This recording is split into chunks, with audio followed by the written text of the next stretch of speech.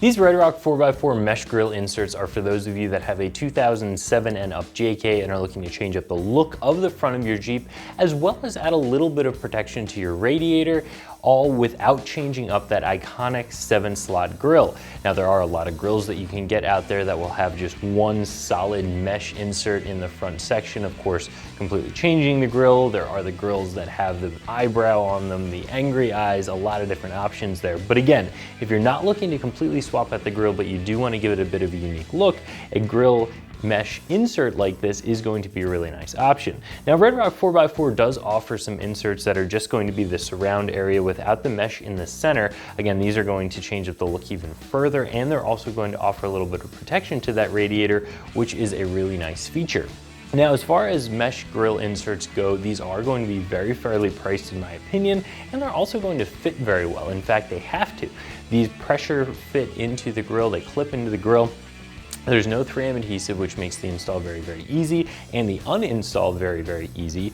And it also means that they have to fit properly in order to clip in and stay in place, and these do. So I think these are going to be a pretty good deal if you're looking to change up the look of your grille. These grille inserts are going to be made out of a durable ABS plastic. It is an automotive grade plastic, and that means that it is going to stand up to a stone throw. If you were to catch a stone with one of these, they're not going to fade when they're in the bright sunlight, out in the UV rays. These aren't going to turn chalky, turn gray on you. They're not going to crack. They're going to hold up really, really well, and they're going to continue looking good for a good long time. Now, these do have this matte finish, which is a really nice finish. You don't have a lot of glossiness on the Jeep from the factory. A lot of those plastic black accents that are on the Jeep from the factory do have more of a matte appearance, so these are going to match a lot of those. They're going to fit in very well, and in my opinion, these look like they could have come on your Jeep right from the factory.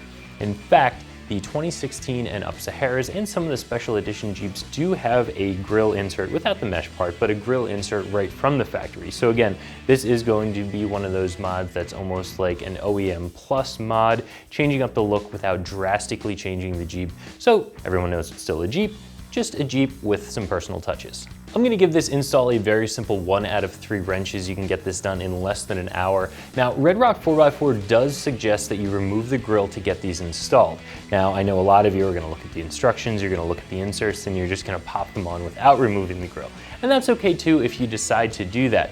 The idea behind removing the grille is that you can ensure that the clips on the backside of these are fully seated in place by being able to actually see the backside of the grille and ensure that they're installed properly. However, if you feel comfortable just popping them in from the front side without taking the grille off, that's fine too.